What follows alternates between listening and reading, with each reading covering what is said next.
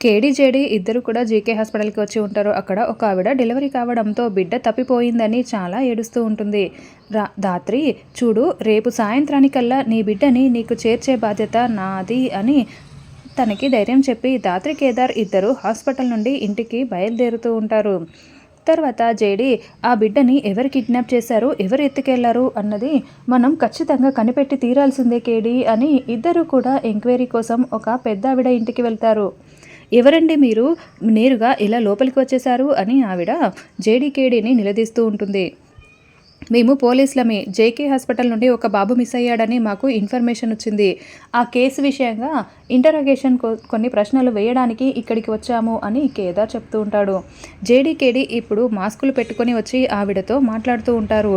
అయితే హాస్పిటల్లో ధాత్రి కేదార్గా వెళ్ళినప్పుడు ఈవిడ ధాత్రికి డాష్ ఇస్తూ ఉంటుంది.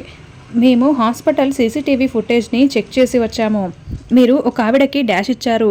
మీరు కింద పడబోతూ కూడా ఎడమ చేతిలో ఉన్న బ్యాగుని మాత్రం ఎందుకని కింద పడకుండా పట్టుకున్నారు, ఆ బ్యాగ్లో ఏముంది అంత జాగ్రత్తగా పట్టుకున్నారు అని అడుగుతూ జేడీ మనం వెంటనే హౌస్ సెర్చ్ చేద్దాం అని కేడీ అనడంతో పద కేడీ అని జేడీ, కేడీ ఇద్దరు ఇల్లు మొత్తం చెక్ చేయడానికి వెళ్తూ ఉంటారు. అయితే అప్పుడే ఒక ఆవిడ చిన్న బాబుని ఎత్తుకొని అక్కడికి వస్తుంది. ఇక ఆవిడ చేతిలో ఉన్న బాబుని ఆవిడని జేడీ, కేడీ ఇద్దరు చాలా షాకింగ్గా తదేకంగా చూస్తూ ఉంటారు.